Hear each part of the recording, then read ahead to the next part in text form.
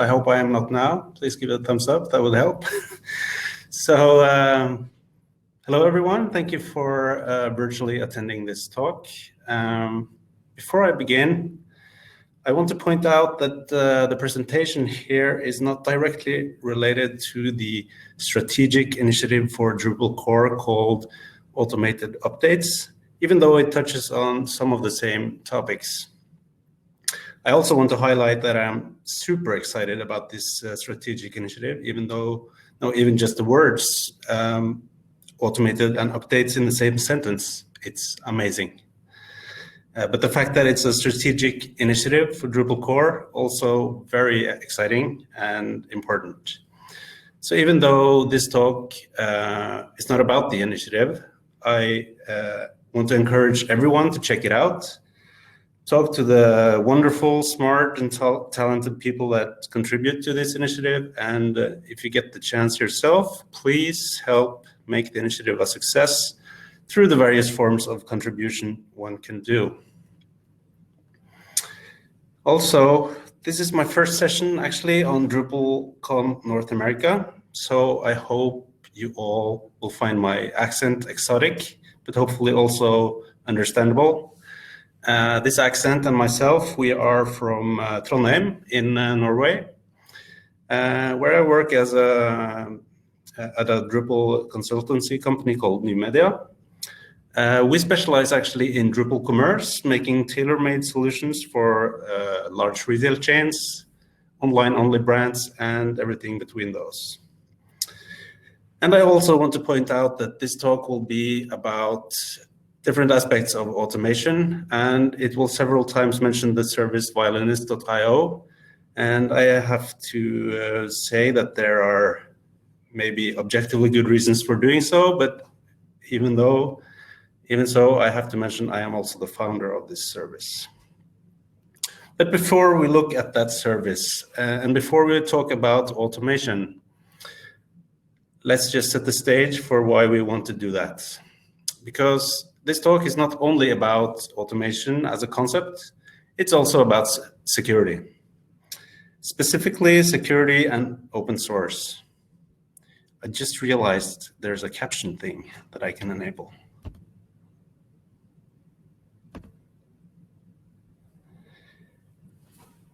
And now open source software has an interesting aspect with regards to security, which is security announcements.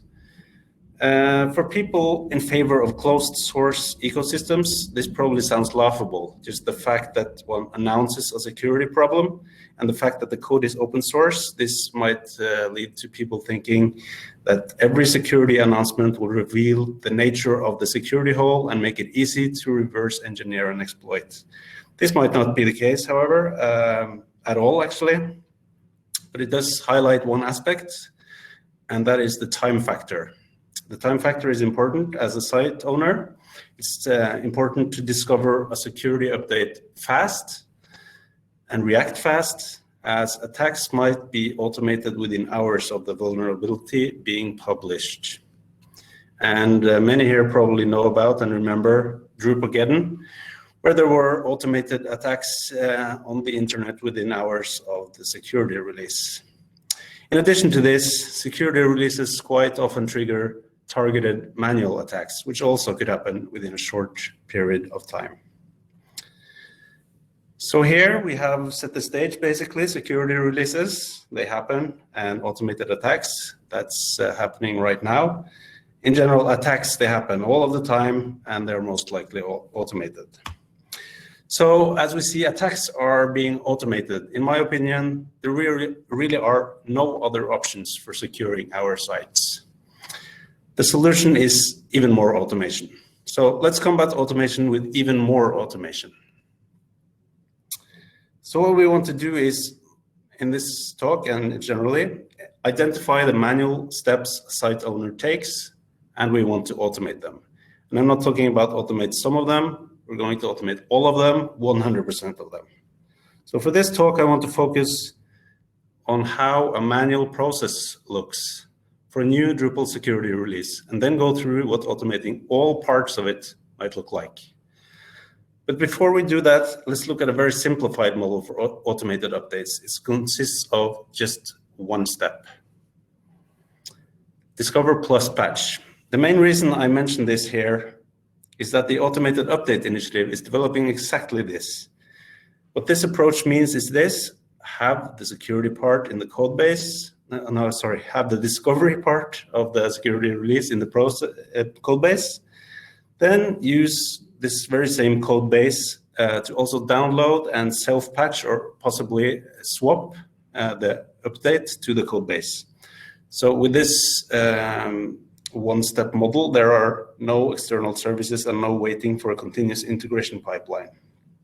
And if you're interested in this approach for your site or for your clients, I will encourage you to check out the Automated Updates Initiative, where this is at the moment looking like it will be a very fine and robust solution for a lot of use cases and for a lot of types of sites. And it's actually also already possible to have this with the automatic updates, I think it's called, contrib module.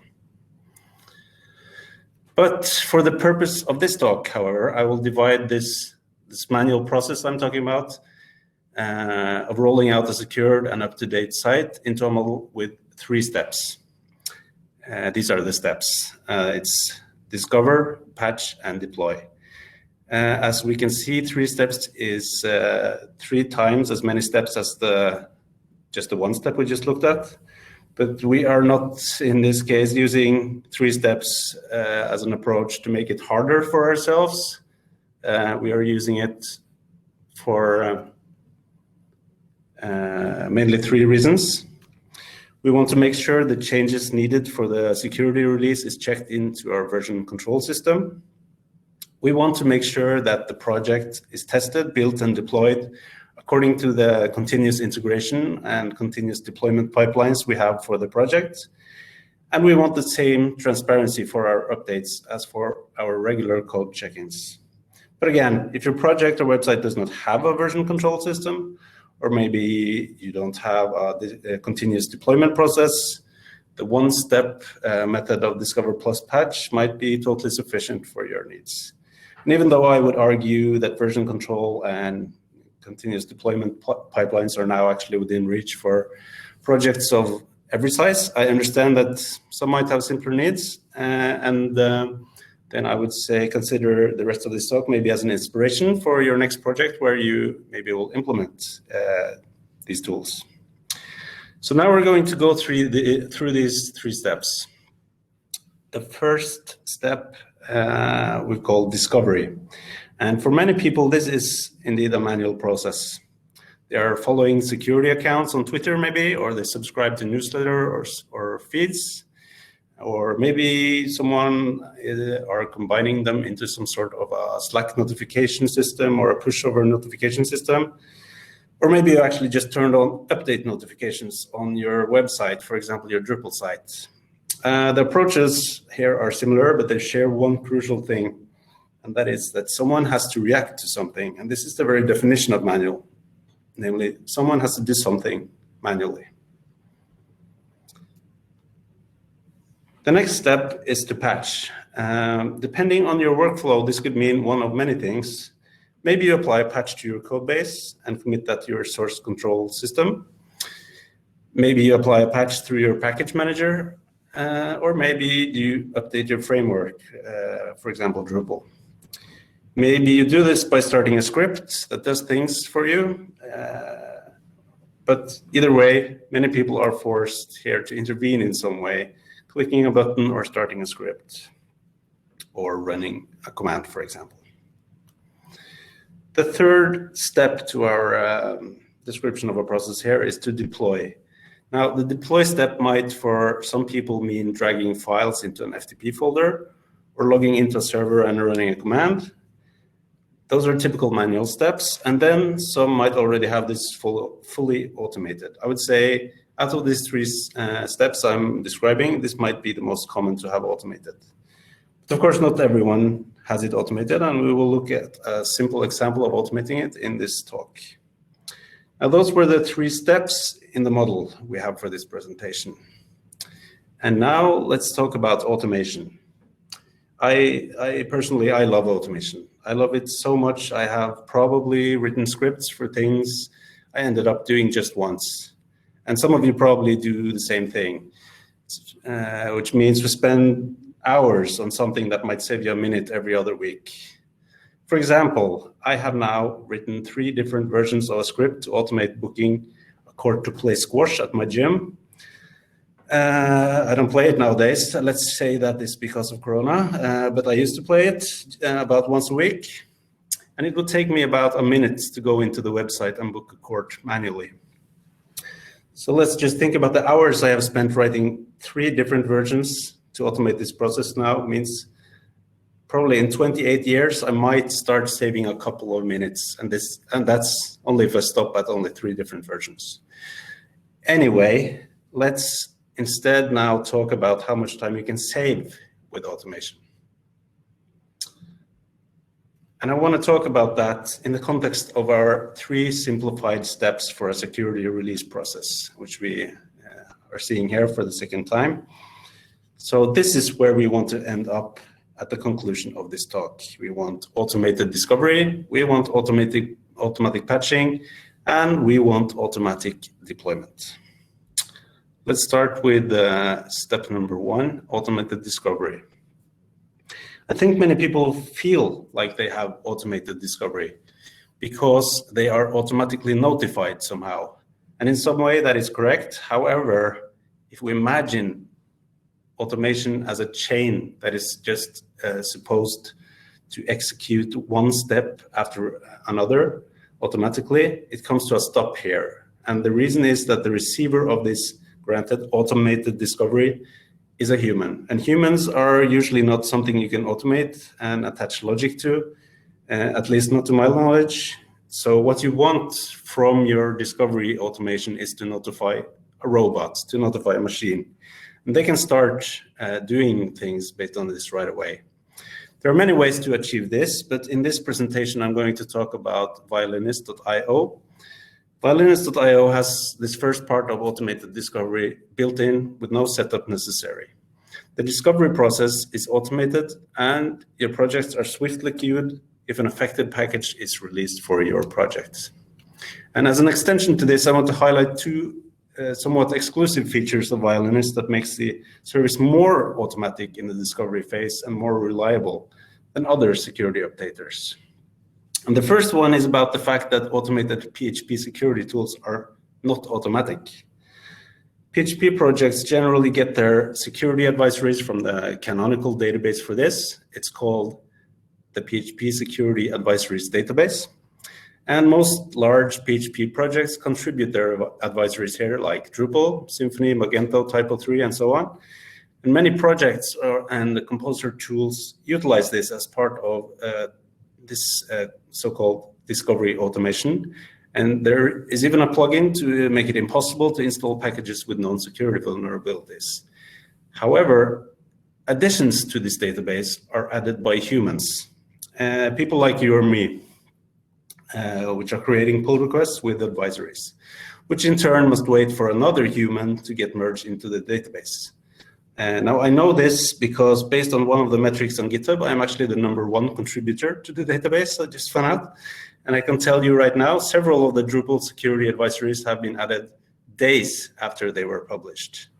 This is also why Violinist uses the Drupal.org API to query for security updates at runtime.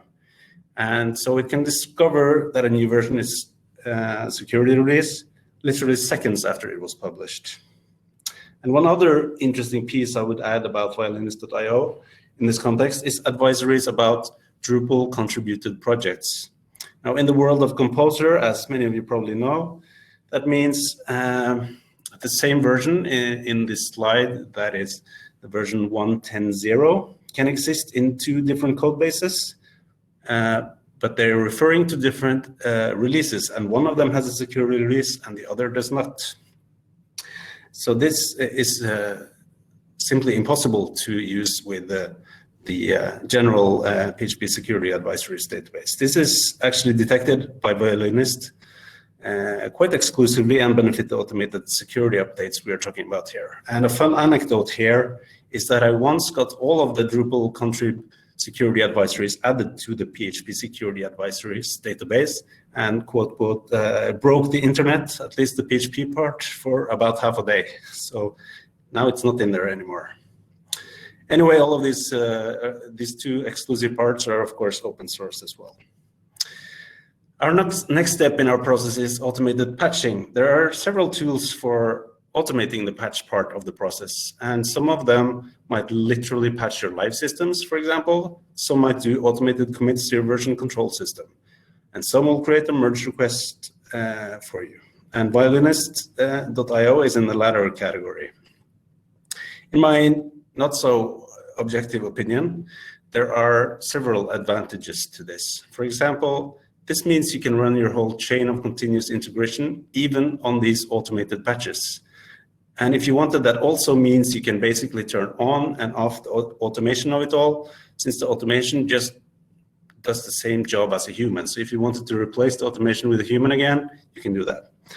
The other good part is that you're able to transparently see what the automation has done, since it follows the same pattern as your regular code check-ins.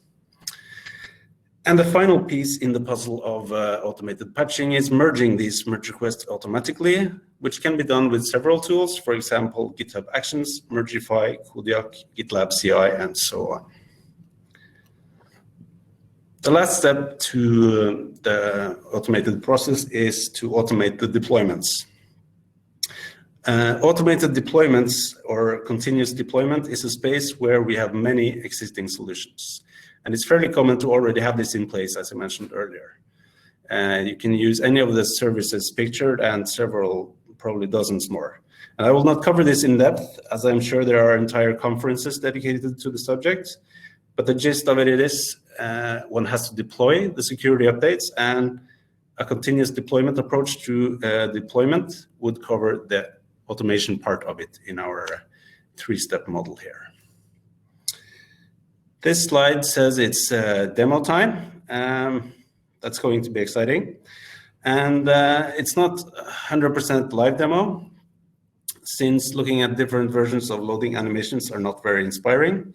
So instead, I will do like a semi-live demo, which means I will start a demo in the background and explain something with pictures while it hopefully completes while I'm talking. So that's going to be very exciting to see if that happens. So first, we're just going to look at an example site that I have set up for this talk. It's a very standard Drupal site, almost like it is out of the box, except it has a version 9.1.2 installed, which is an old version of Drupal that has a security update available. So what we want to do is to add this project, which is hosted on GitLab on this address, to Violinist, which we're doing in this tab. And in the background now, I hope that this is going to give us an amazing result. And then I'm going to kind of explain what it's going to do in my slides here.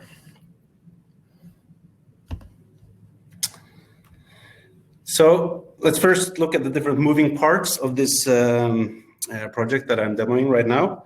The website that we just saw has its code hosted on GitLab, and it has automated tests running on GitLab Ci. It's running unit tests, static analysis, and integration tests. And all of the commits to the main branch are deployed automatically by another GitLab Ci job. And we also have a GitLab Ci job to enable auto merge on merge requests when they are security related and they come from Violinist. So just to explain the pipeline, I'm going to show kind of a demo on how we're picturing this working if a human was doing something on this site. So here we're looking at the same site, a video of me editing it earlier. We can see at this point it's called Drush site install, and we create a pull request to change it to be called my site. And we can see the merge request has all the tests passed, which means we can click the merge button as we did. And then we can see that there is a pipeline starting, and we're expecting this pipeline to deploy this change all the way to the production server, all the way on the internet. And hopefully that deploy will then change our site name. So we can see here that the deploy is finished. There was a change imported in config about most likely the site name. And so let's jump over to our site here, and we can refresh the front page. And it's changed its name to my site. So there was no human intervention required to deploy this. So that's a very good start. Our next step now is automating the update of Drupal core. So this project is using Composer for managing its dependencies. So for finding and updating new versions, we're going to use the service Violinist.io. So in here, we see what we saw earlier. It was running an old version of Drupal, and there's a new security release available. And in Violinist.io, we can then just add our project in there and tell it to monitor it and see if there's any updates, and then, of course, update it for us. So what we're expecting now is Violinist.io to pick this up and then create a merge request for us. And that's happened, at least in this video. So we jump back to GitLab here, and we can see there's a merge request here that is security related. That's a very good step number 2.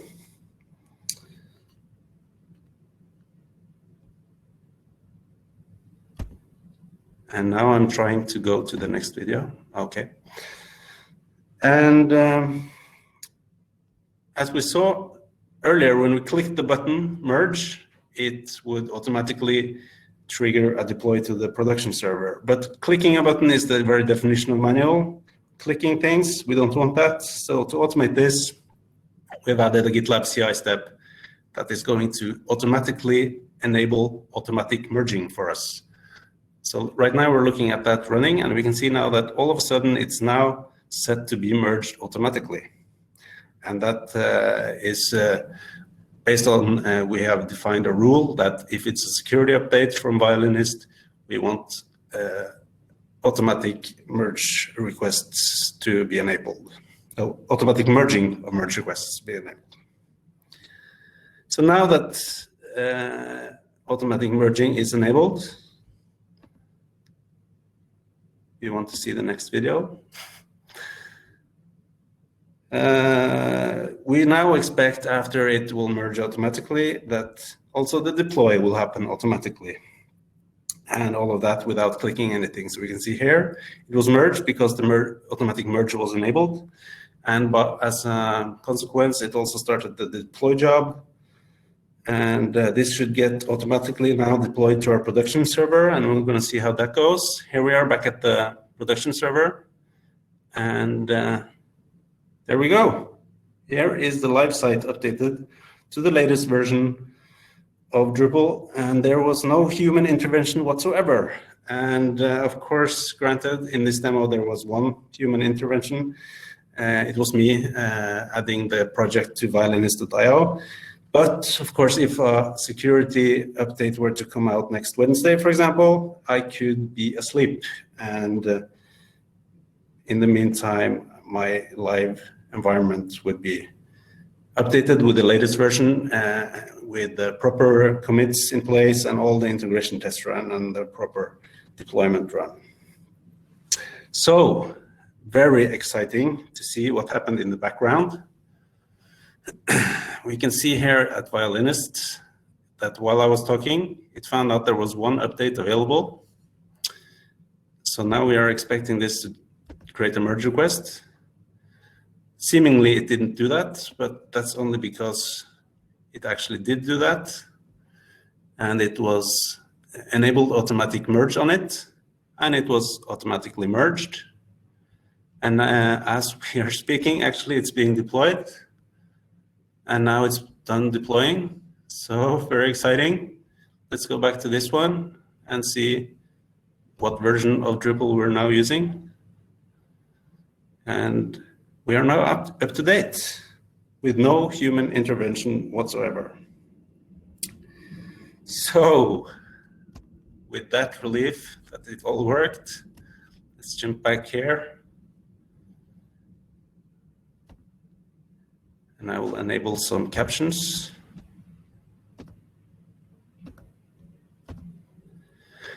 And let's summarize what we saw in the demo. So in the demo, we automated all of the steps that we want. We now have automated discovery. This happens automatically by a very friendly robot called Violinist. And then there is the patching. It's also part of the same process and the same friendly robot Violinist. And then there is the deployment. So we took away the human element of clicking the merge button by automatically enabling the auto merge. And lastly, we have automated deployments in place when this automated merge has landed in the main branch. So to summarize this talk, in this talk, we have looked at a simplified model of security updates in an application. It consists of discovery, patching, and deployment.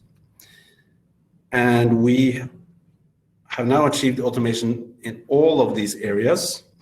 And this can in turn lead to a more secure application with less amount of work, and it can lead to a shorter time frame for what we can call time to patch, which drastically reduces the risk of a disclosed vulnerability to be exploited.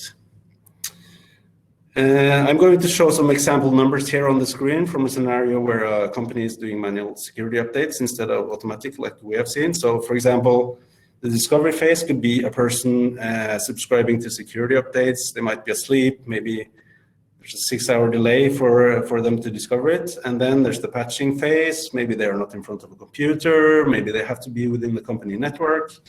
Maybe they have to run an extensive test suite or something like that. Maybe there's a 1-hour delay there as well. And the deployment phase could be, for example, someone else is in charge of deployments and they might not be in front of the computer, and maybe there's a 1-hour delay there as well. And all of a sudden we have a total of 8 hours delay. And this, in some cases, can be enough to assume your system is compromised in the worst cases. And in some cases, this can also involve somewhere between 1 and 4 hours of engineer time. And here are some example numbers from a company using automation. The discovery phase, I've actually seen Violinist.io creating merge requests hours before an announcement came because the release itself was available. But let's say there are 15 minutes delay before you get the automated discovery. Then there's the patching. This is already in progress as part of the discovery, so there's 0 minutes. And then there's the deployment. Could vary based on how your pipelines are set up, but let's say 30 minutes, and at least in total less than 1 hour. And the best part, of course, 0 hours of engineer time and 0 clicks. So this is, to me, why this is such a no-brainer. More secure applications, less tedious work, less unbillable hours, more happy clients, happier employees, happier upper management, all of these things. Now, there are several solutions providing this for you today, and in my very, very subjective opinion, the best one is Violinist.io. I'm going to wrap up this presentation with listing a few points that hopefully will convince you to choose Violinist. And I will just highlight a few of them. Is that Violinist support all major version control system providers, including self-hosted GitLab. Violinist is a native PHP and Composer tool, not a general update tool. And Violinist has first-class support for Drupal and for Drupal security updates. I've also included some links here in the resources that you can click on if you check out the slides afterwards. And then I will just say thank you. And if I have 1 minute's time, maybe, to answer some questions, I will look through it. Okay, let's see. Maybe one question. Sour beer, yes, Mike O'Hara, I agree. It sounds too good to be true. What's the catch? There is no catch. Great answer from me there.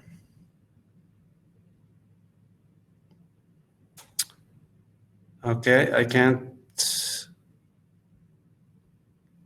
can't find any questions. So with that, my time is also up. So I will just say thank you so much for listening to this. And just send me a message or an email if you have any question whatsoever.